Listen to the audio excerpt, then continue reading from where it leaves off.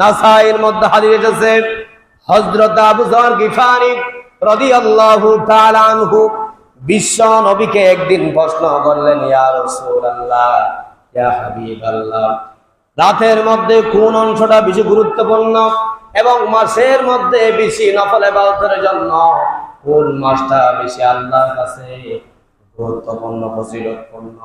মুহাম্মদ সাল্লাল্লাহু আলাইহি ওয়াসাল্লাম ওই সাহাবীর বসে উত্তর বললেন, ও সাহাবী, শোনো শোনো, রাতের মধ্যে কোন অংশটা বেশি গুরুত্বপূর্ণ? মধ্যভাগে, রাতের মধ্যভাগের পর থেকে যে রাতটা শুরু হয়, যে রাতের মধ্যে বান্দা আল্লাহকে সিজদা করার জন্য গভীর রাতে উঠে যায়, ওই সময়টা হচ্ছে তাহাজ্জুদের সময়। কি সময়? তাহাজ্জুদের সময়। ওই তাহাজ্জুদের সময়টা আল্লাহর কাছে বেশি কি গুরুত্বপূর্ণ। ওখানে ওই তাহাজ্জুদের নামাজে আল্লাহর কাছে চাইলে আল্লাহ বান্দাকে খালি হাতে ফিরিয়ে দেয় না। এই জন্য বলছে রাতের অংশের মধ্যে মধ্যভাগের পরের সময়টা বেশি আল্লাহর কাছে কি গুরুত্বপূর্ণ। বোঝা গিয়েছে? এরপরে মাসের মধ্যে কোন মাসটা বেশি গুরুত্বপূর্ণ? সাথে সাথে মুহাম্মদ সাল্লাল্লাহু আলাইহি ওয়াসাল্লাম বলছে, ও সাহাবী, আল্লাহর কাছে উত্তম মাসসমূহের মধ্যে আল্লাহ রাব্বুল আলামিন ওই মুহররম মাসকে সম্মানিত করেছেন। এই মাসকে শাহরুল্লাহিল মুহররম বলেছেন। এই মাসকে অন্য মাসকে শাহরুল্লাহিল মুহররম বলেন নাই। সাথে সাথে আল্লাহ রাব্বুল আলামিন এই মাসকে আল্লাহর মাস ঘোষণা করেছেন। এই জন্য এই মাসটা বেশি আল্লাহর কাছে উত্তম। সুবহানাল্লাহ। আসসালামু আলাইকুম ওয়া রাহমাতুল্লাহি ওয়া বারাকাতুহু। আলহামদুলিল্লাহি নাহমাদুহু ওয়া নাস্তাঈনুহু ওয়া নাস্তাগফিরুহু ওয়া নু'মিনু বিহি ওয়া নাতাওয়াক্কালু আলাইহি ওয়া নাউযু বিল্লাহি মিন শুরুরি আনফুসিনা ومن سيئات أعمالنا من يهده الله فلا مضل له ومن يضلل فلا هادي له أي فلن تجد له وليا مرشدا فقد قال الله تعالى في كلامه المجيد وفرقانه الحميد. أعوذ بالله من الشيطان الرجيم. بسم الله الرحمن الرحيم. إن الله وملائكته يصلون على النبي يا أيها الذين آمنوا صلوا عليه وسلموا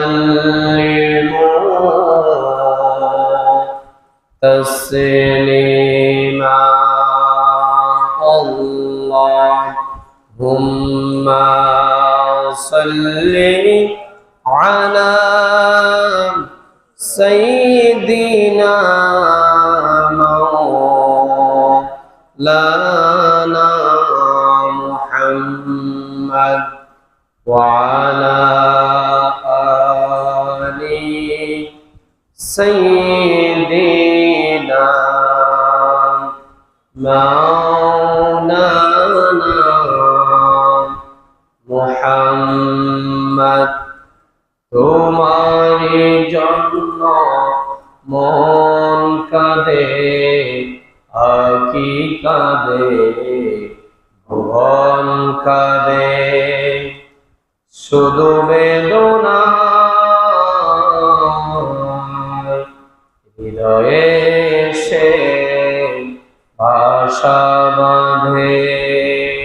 আল্লাহুম্মা সাল্লি আলা সাইয়্যিদিনা মাওলানা মুহাম্মদ ওয়া আলা আলি সাইয়্যিদিনা মাওলানা মুহাম্মদ বালাগাল উলা বিকামালিহি কাশাফাদ দুজা বিজামালিহি হাসানাত জামিউ ফিসালিহি সাল্লু আলাইহি ওয়া আলিহি। এলো মাহে মুহররম জানাই তাকে স্বাগতম।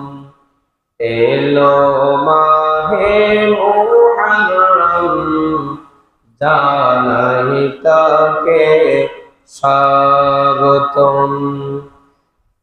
এসো বিশ্ব শান্তির করি কামনা,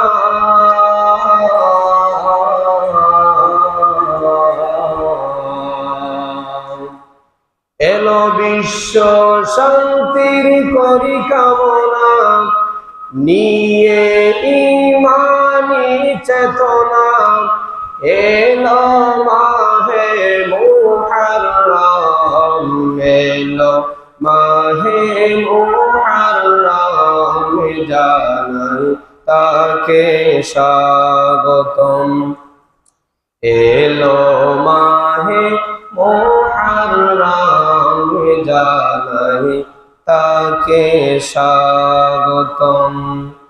মুসলমানদের বছর শুরু মাহে মুহররম দিয়ে, জিকির খুদা ও জিকির রাসূলের ঈমানি সুর নিয়ে। মুসলমানদের বছর শুরু মাহে মুহররম দিয়ে, জিকির খুদা ও জিকির রাসূলের ঈমানি সুর নিয়ে। আল্লাহ আল্লাহ ইয়া রাসূলুল্লাহ, আল্লাহ আল্লাহ ইয়া রাসূলুল্লাহ কণ্ঠে তুলি হর হর দম। এলো মাহে মুহররম জানাই তাকে স্বাগতম। এলো মাহে মুহররম জানাই তাকে স্বাগতম। এলো বিশ্ব শান্তির করি কামনা, এলো বিশ্ব শান্তির করি কামনা, নিয়ে ইমানি চেতনা। এলো মাহে মুহররম, এলো মাহে মুহররম জানাই তাকে স্বাগতম। আলহামদুলিল্লাহ। ঐতিহ্যবাহী চরপার্বতী মুন্সিবাড়ি দরজার জামে মসজিদে উপস্থিত অত্র মসজিদের দায়িত্বশীল বৃন্দ, আগত মুসল্লিয়ান কেরাম, সপ্তাহের শ্রেষ্ঠ দিন পবিত্র জুমার দিন আল্লাহ পাক সুবহানাহু ওয়া তাআলা আমাদেরকে মায়া করে, ভালোবেসে, মোহাব্বত করে, প্রচুর বৃষ্টিকে উপেক্ষা করে, আগে আগে সবার আগে আগে আল্লাহর পবিত্র ঘর মসজিদে সবাইকে আসার, আলোচনায় শামিল হওয়া তৌফিক দান করেছেন। সেই জন্য সেই মুনিবের দরবারে একবার সবাই শুকরিয়াতা আদায় করে নিচ্ছি। সবাই পড়ছি আলহামদুলিল্লাহ।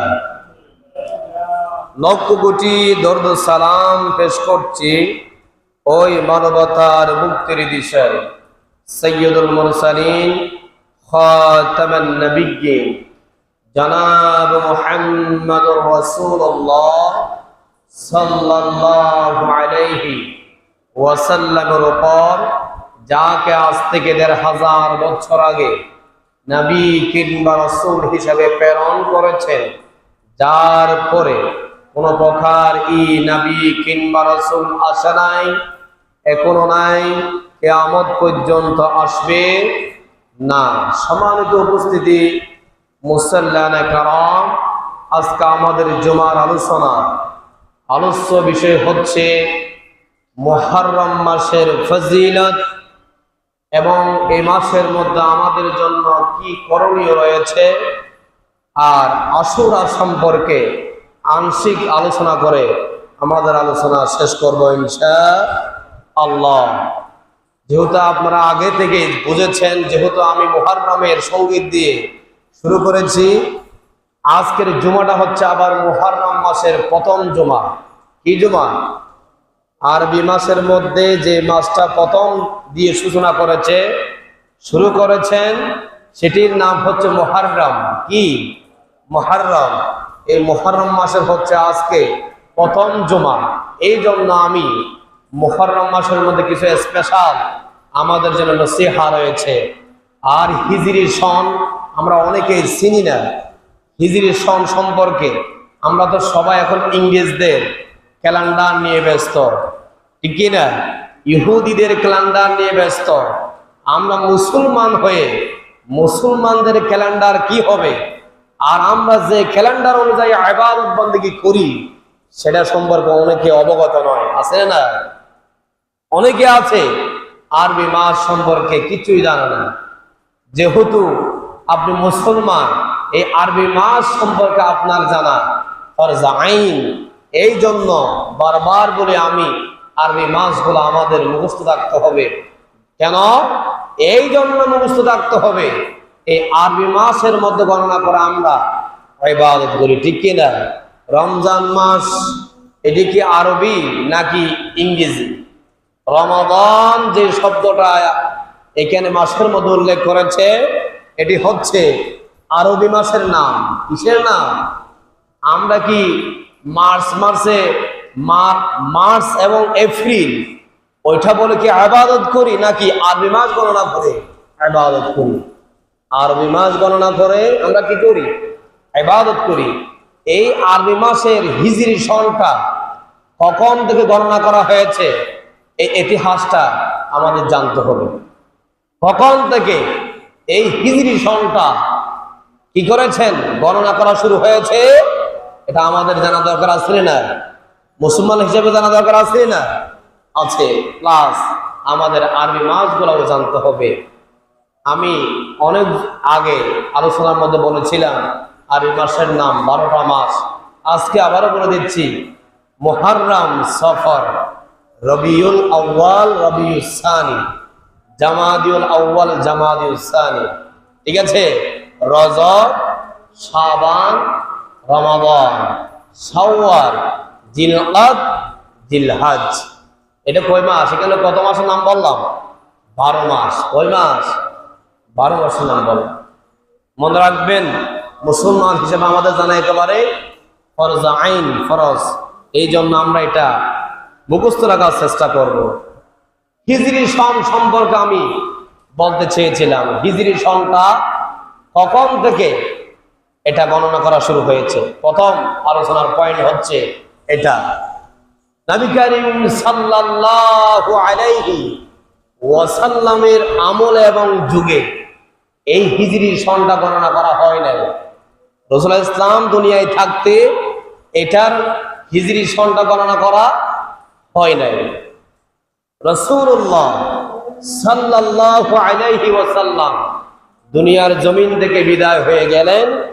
এরপরে খেলাফতের দায়িত্বে ছিলেন ইসলামের প্রথম খলিফা হযরত আবু বকর রাদিয়াল্লাহু তাআলা আন।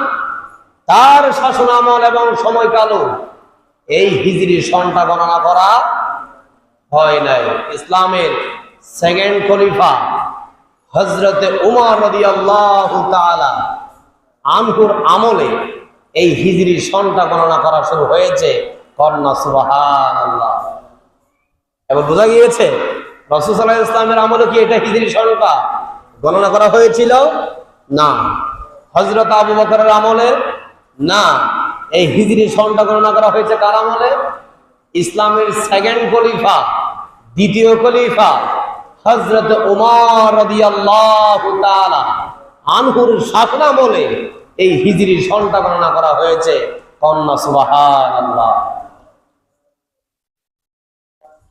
রাসূল সাল্লাল্লাহু আলাইহি ওয়াসাল্লামের একজন সাহাবী, তার নাম হচ্ছে আবু মুসা আশআরী রাদিয়াল্লাহু তাআলা আনহু।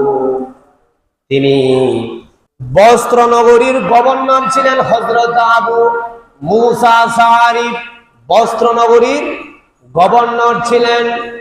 তিনি একদিন এসে হযরতে ওমর রাদিয়াল্লাহু তাআলা আনহুকে বললেন, ও হযরত ওমর, আমরা যে ব্যবসা বাণিজ্য করি, বিভিন্ন জায়গার সাথে বিভিন্ন ব্যবসায়ীদের সাথে যখন আমাদের লেনদেন হয়, আমাদের দিন তারিখটা লেখা থাকে না, মনে থাকে না।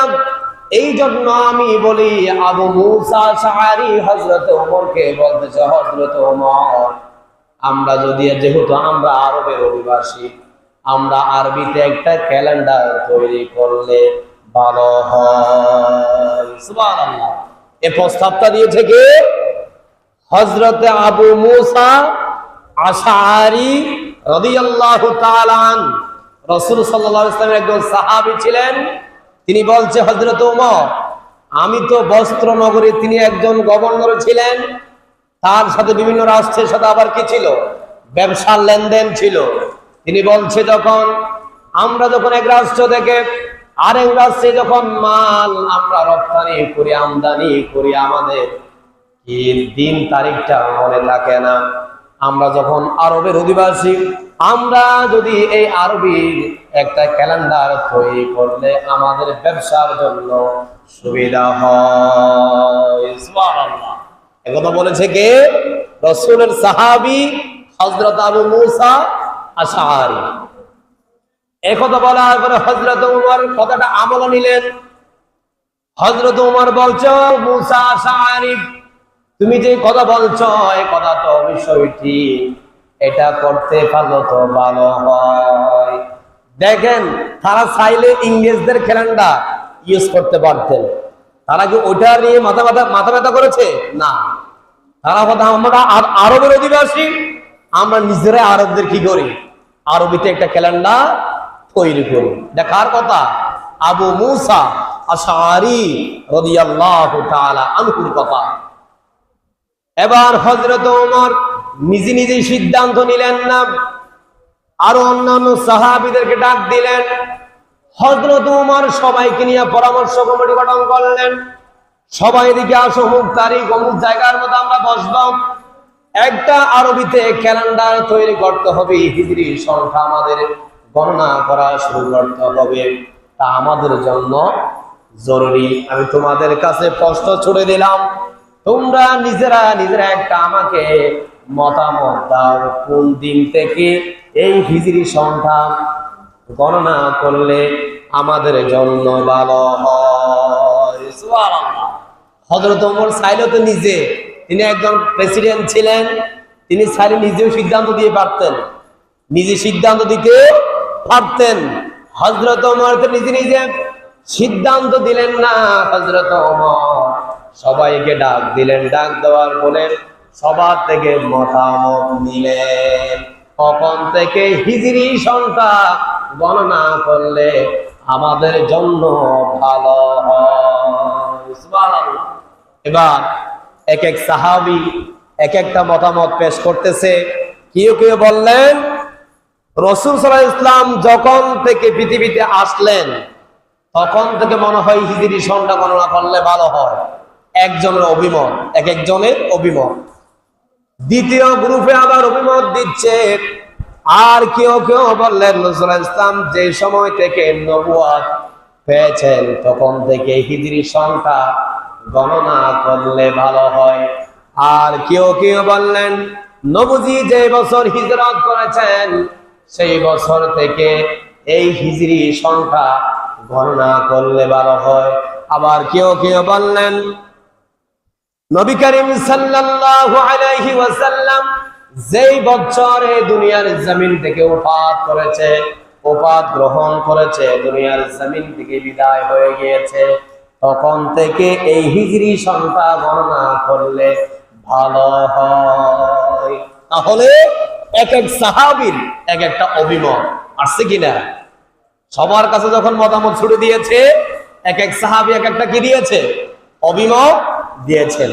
এবার হযরত আলী রাদিয়াল্লাহু তাআলা আনহু একেবারে জোরালোভাবে তিনি একটা আবেদন করলেন, হযরত ওমর আমরা রাসূলুল্লাহ ইসলামের হিজরি সংখ্যা তার হিজরতের পর থেকে গণনা করতে শুরু হয়। আল্লাহ সুবহানাল্লাহ। কেন? হিজরির মাধ্যমে সত্য মিথ্যার পার্থক্য প্রমাণিত হয়েছে। রাসূলুল্লাহ ইসলামের যে সত্য ধর্মের দাওয়াত দিয়েছে, কাফেরের কাছে যে তিনি ইসলামের দাওয়াত দিয়েছে এটা সত্য, হিজরির মাধ্যমে সেটা কি হয়েছে? প্রমাণিত হয়েছে। এই জন্য হযরত আলী বলছে, ও ওমর আমরা রাসূলুল্লাহ সাল্লাল্লাহু আলাইহি ওয়াসাল্লামের হিজরতের পর থেকে হিজরি সনটা গণনা করলে ভালো হয়। সুবহানাল্লাহ। তাহলে হিজরি সনটা কখন থেকে গণনা হয়েছে? রাসূল যখন মক্কা থেকে মদিনায় হিজরত করেছেন তখন থেকে হিজরি সনটা গণনা করা হয়েছে। তো তখন থেকে এখন পর্যন্ত 1446 হিজরি। কত? 1446 হিজরিতে আমরা এখন রান নিয়ে আছি। ঠিক কি না?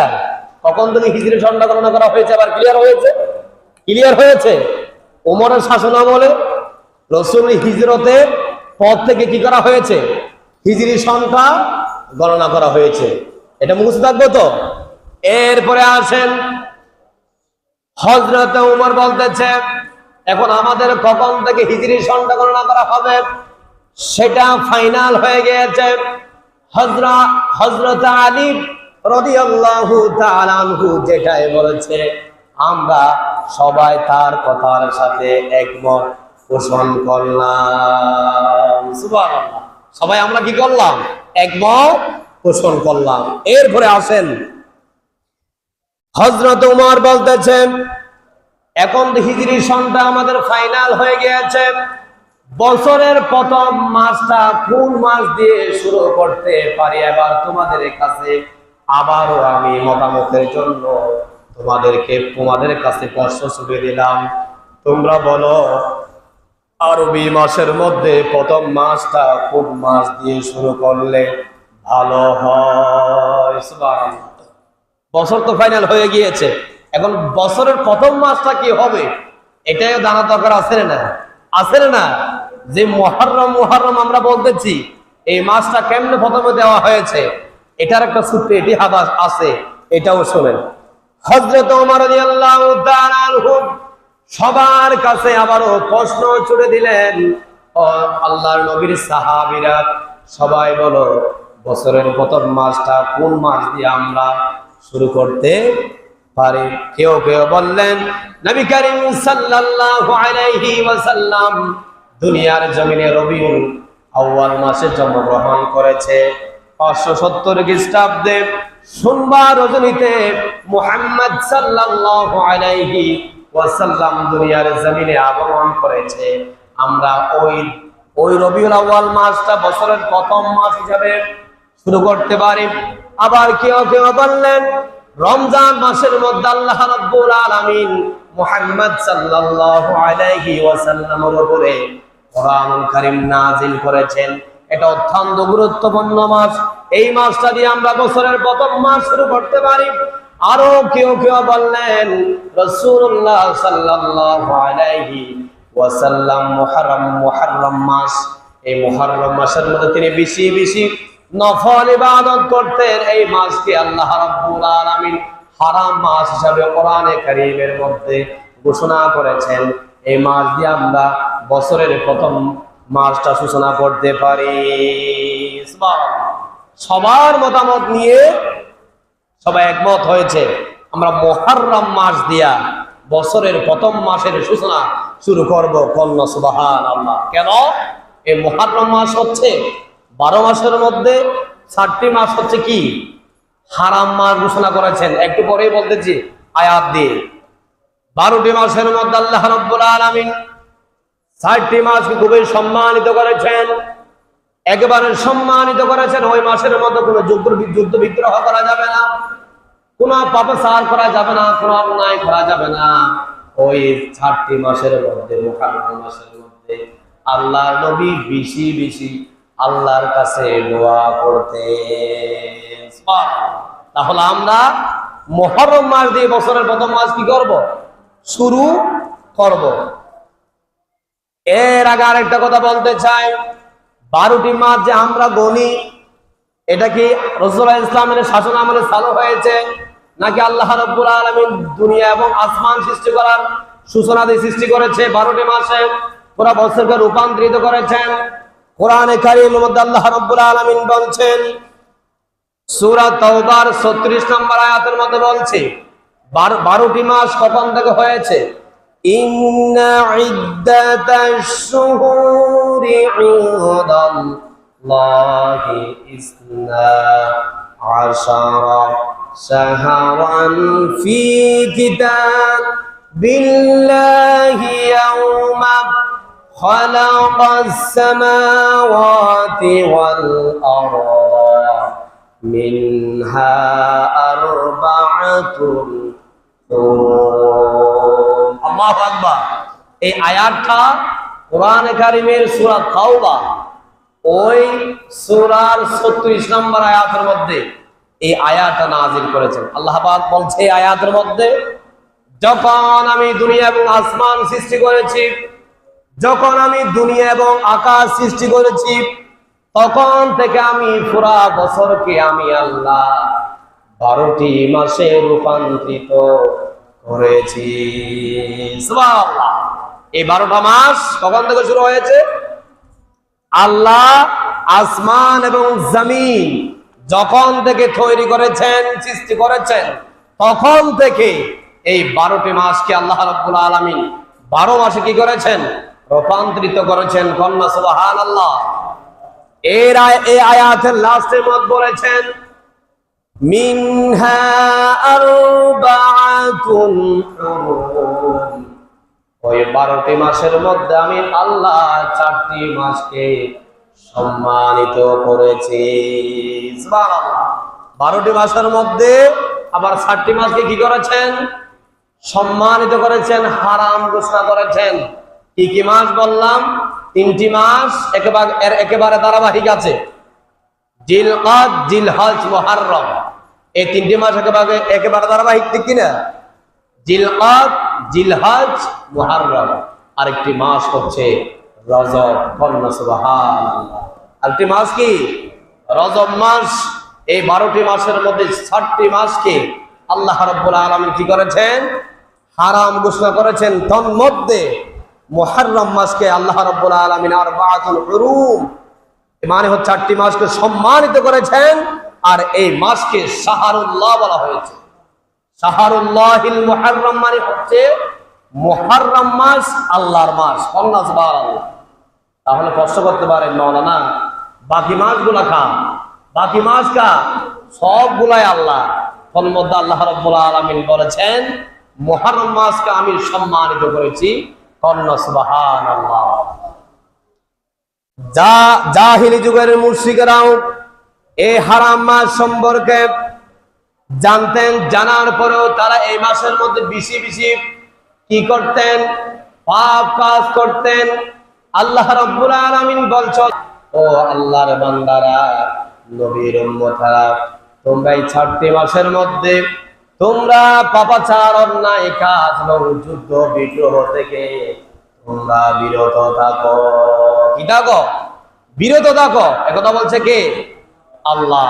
এই 6টি মাসের মধ্যে তোমরা যুদ্ধ বিগ্রহ করিও না, মারামারি করিও না, হানাহানি করিও না। এই 6টি মাসকে আমি সম্মানিত করেছি।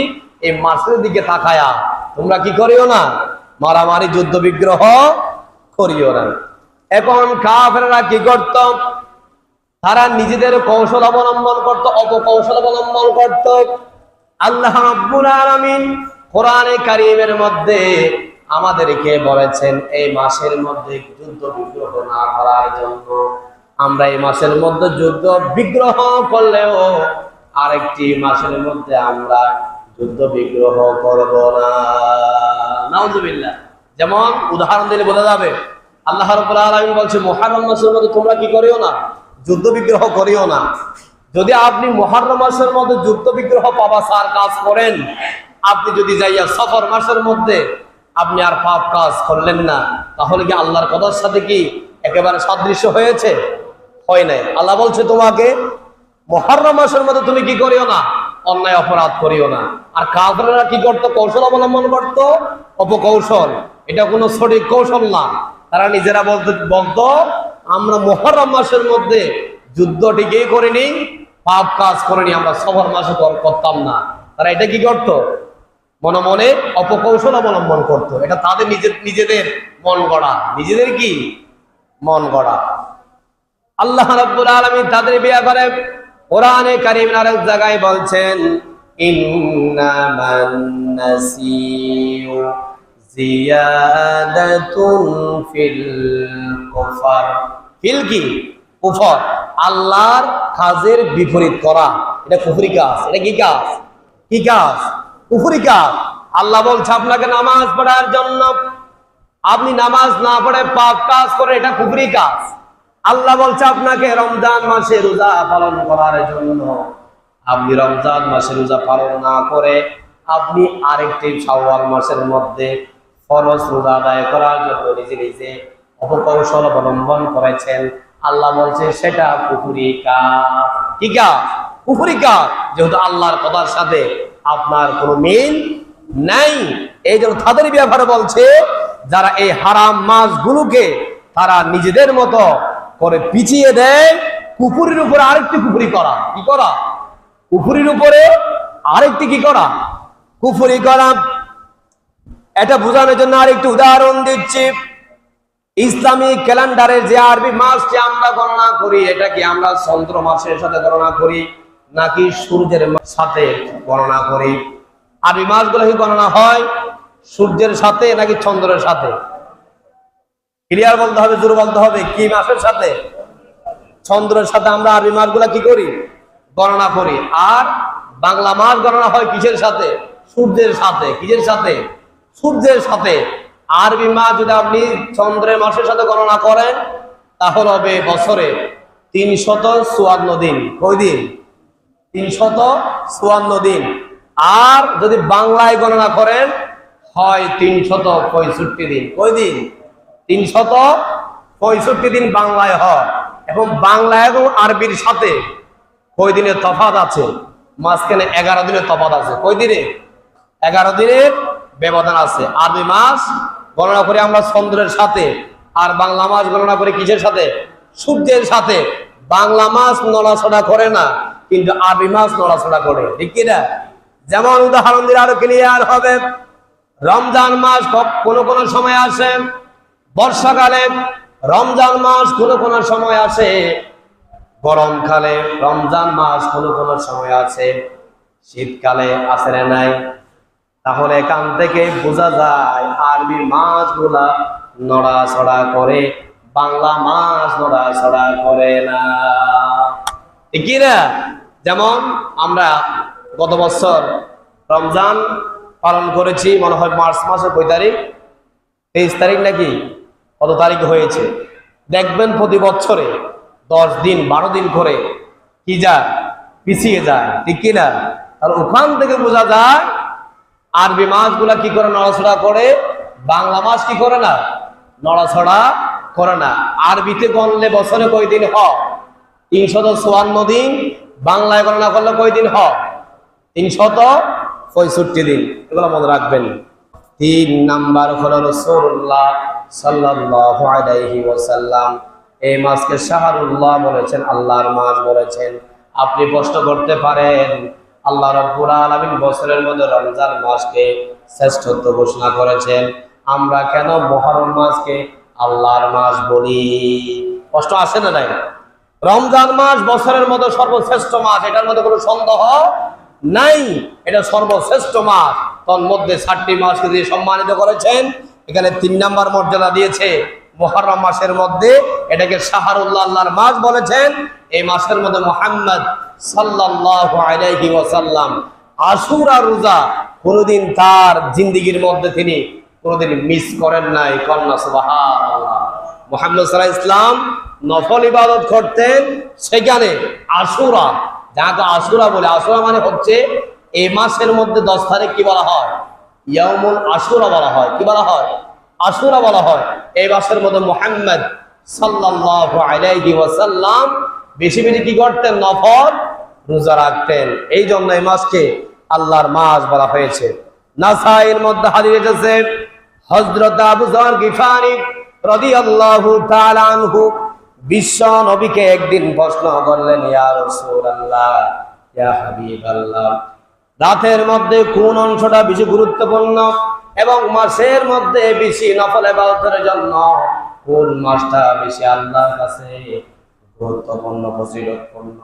মুহাম্মদ সাল্লাল্লাহু আলাইহি ওয়াসাল্লাম ওই সাহাবীর বসে উত্তর বললেন, ও সাহাবী, শোনো শোনো, রাতের মধ্যে কোন অংশটা বেশি গুরুত্বপূর্ণ? মধ্যভাগে, রাতের মধ্যভাগের পর থেকে যে রাতটা শুরু হয়, যে রাতের মধ্যে বান্দা আল্লাহকে সিজদা করার জন্য গভীর রাতে উঠে যায়, ওই সময়টা হচ্ছে তাহাজ্জুদের সময়। কি সময়? তাহাজ্জুদের সময়। ওই তাহাজ্জুদের সময়টা আল্লাহর কাছে বেশি কি গুরুত্বপূর্ণ। ওখানে ওই তাহাজ্জুদের নামাজে আল্লাহর কাছে চাইলে আল্লাহ বান্দাকে খালি হাতে ফিরিয়ে দেয় না। এই জন্য বলছে রাতের অংশের মধ্যে মধ্যভাগের পরের সময়টা বেশি আল্লাহর কাছে কি গুরুত্বপূর্ণ। বোঝা গিয়েছে? এরপরে মাসের মধ্যে কোন মাসটা বেশি গুরুত্বপূর্ণ? সাথে সাথে মুহাম্মদ সাল্লাল্লাহু আলাইহি ওয়াসাল্লাম বলছে, ও সাহাবী, আল্লাহর কাছে উত্তম মাস সমূহের মধ্যে আল্লাহ রাব্বুল আলামিন ওই মুহররম মাসকে সম্মানিত করেছেন। এই মাসকে শাহরুল্লাহিল মুহররম বলেছেন। এই মাসকে, অন্য মাসকে শাহরুল্লাহিল মুহররম বলেন নাই। সাথে সাথে আল্লাহ রাব্বুল আলামিন এই মাসকে আল্লাহর মাস ঘোষণা করেছেন। এই জন্য এই মাসটা বেশি আল্লাহর কাছে উত্তম। সুবহানাল্লাহ। এই মাসটা আল্লাহর কাছে কি বেশি উত্তম। 4 নাম্বার, এই মাসের মধ্যে আমাদের জন্য মর্যাদা হচ্ছে, এই মাসের মধ্যে রাসূলুল্লাহ সাল্লাল্লাহু আলাইহি ওয়াসাল্লাম বেশি কি করতেন? নফল ইবাদত করতেন। নফল ইবাদতের মধ্যে তিনি একটি রোজা তার জিন্দেগীর মধ্যে কোনোদিন ছাড়েন নাই। যে রোজার কথা বললাম আমি, আশুরা রোজা, 10 তারিখ যে রোজাটা রাখে সেটা কি আশুরা রোজা বলা হয়। এই মাসের 10 তারিখ একটা রোজা, এটা নফল রোজা, কিন্তু এই রোজাটা অত্যন্ত গুরুত্বপূর্ণ। কেন গুরুত্বপূর্ণ বলা হয়েছে? রাসূলুল্লাহ সাল্লাল্লাহু আলাইহি ওয়াসাল্লাম মক্কা থেকে মদিনায় হিজরত করার পরে হযরতে মূসা তাকে বনী ইসরাইলের মধ্যে কিছু কাফেররা কি করত? অনুসরণ করত। কি করত? অনুসরণ করত। আমরা এটা নিয়ে অনেকের মধ্যে কিছু মতভেদ কি করে মাথার মধ্যে চলে আসে। এটা কারবালার মাস। কিসের মাস? সবাই বলে কারবালার মাস। কারবালার আগে 50 বছর আগে আরেকটা ঘটনা ঘটেছে, সেটি হচ্ছে হযরতে মূসা তার সাথে ফেরাউনের একটা যুদ্ধ হয়েছে। কিনা যুদ্ধ হয়েছে? কার সাথে? হযরতে মূসা এবং ফেরাউনের সাথে। এটা ধারাবাহিক সূরা কাসাসের মধ্যে আলোচনা আসছে। আরেকদিন বলবো সময় হলে, আমি সংক্ষেপে বলতেছি।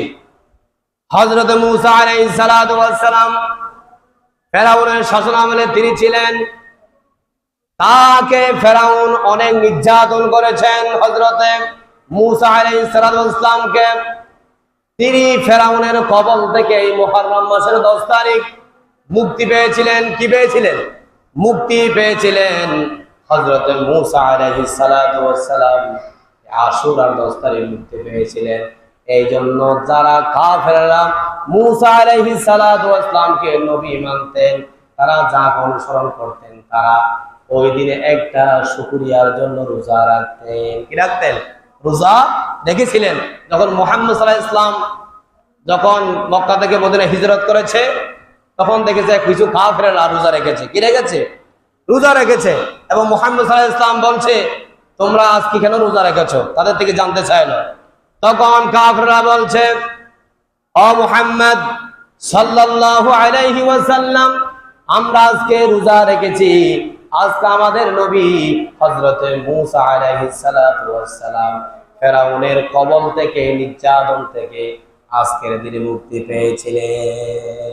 এই জন্য আমরা শুকরিয়া আদায় করে আজকের দিনে আমরা কাফেরেরা রোজা রাখি।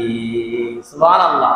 এবং মুহাম্মদ সাল্লাল্লাহু আলাইহি ওয়াসাল্লাম বলছে, মূসা তোমাদের চেয়ে তো আমাদের আরো কি ইসলামের দিক দিয়ে আরো ঘনিষ্ঠ, তাহলে তো আমাদেরও কি রোজা রাখা, শুকরিয়া আদায় করা দরকার, ঠিক কি না? এখন সাহাবীদেরকে বলছে, মুহাম্মদ সাল্লাল্লাহু আলাইহি ওয়াসাল্লাম বলছে, ও সাহাবীরা শোনো শোনো, আগামী বছর থেকে আমরা যখন মুহররম মাস আসবে 10 তারিখে আমরাও একটা শুকরিয়া আদায় করার জন্য নফল রোজা রাখবো। সুবহানাল্লাহ।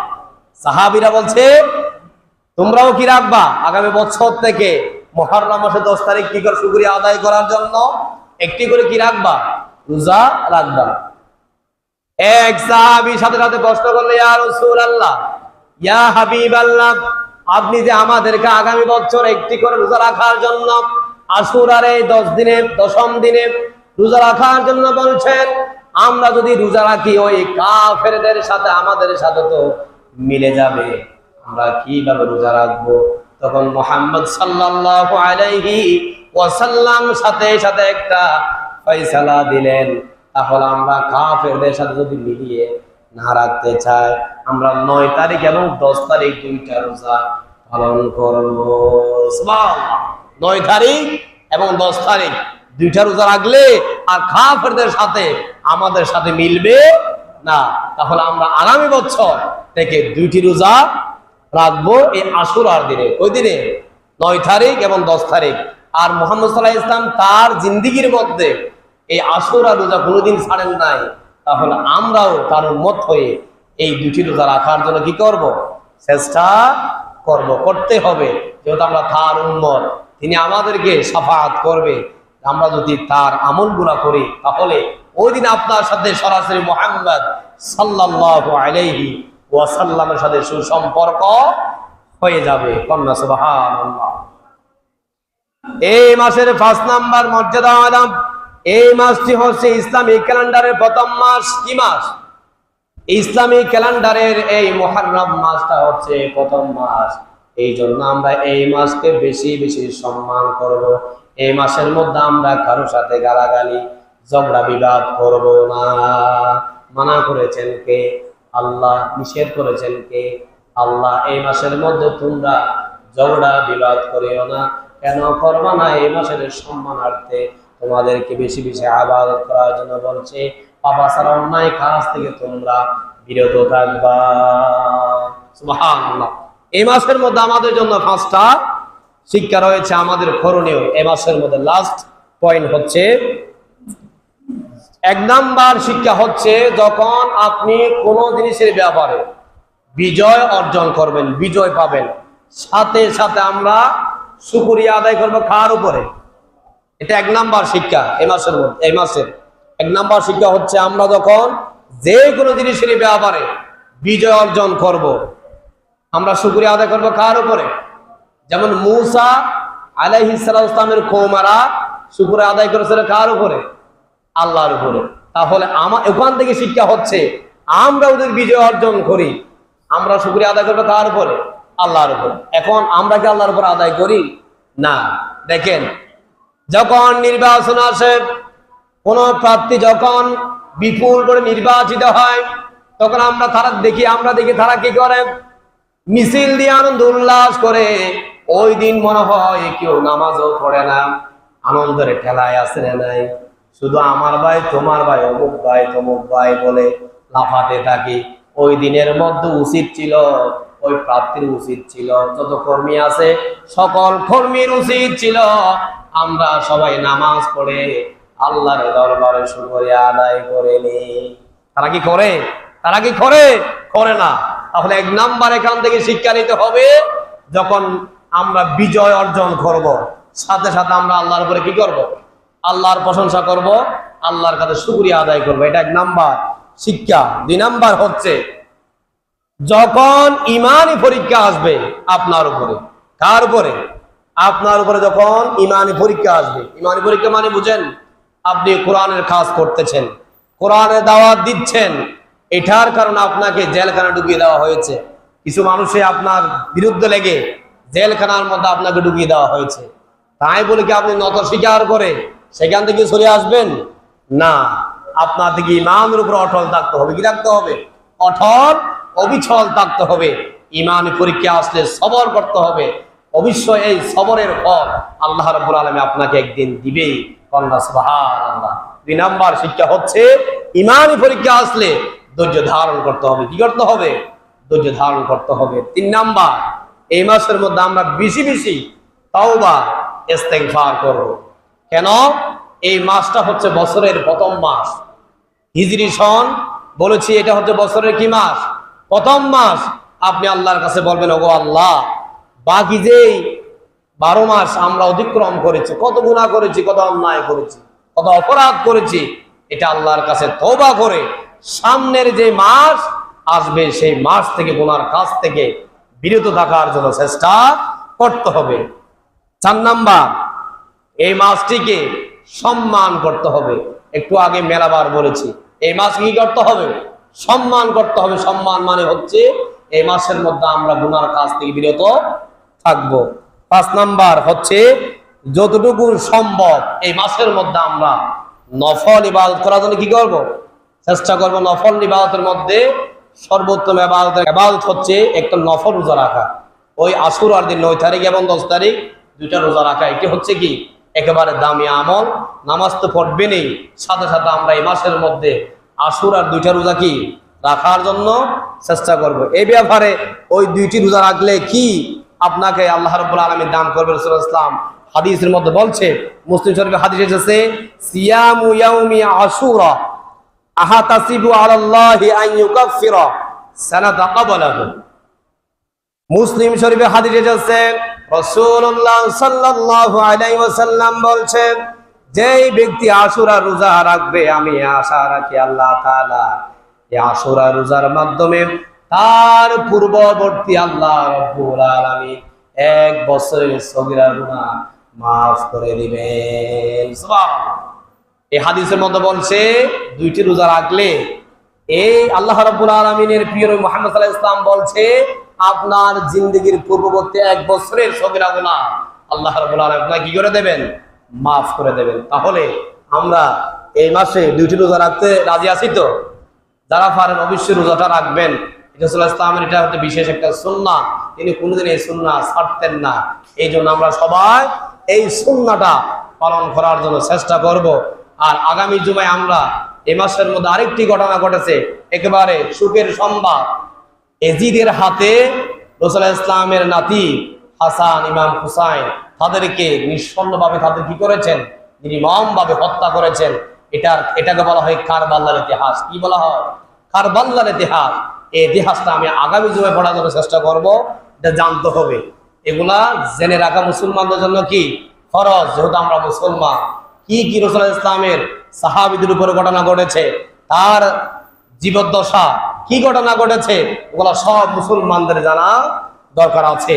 এই জন্য আমরা আগামী জুমায় কারবালার ইতিহাস আলোচনা করব। মসজিদে সবাই আগে আগে চলে আসবো। আর বেশি বেশি এই মাসের মধ্যে আমরা নফল ইবাদত করার জন্য কি করব?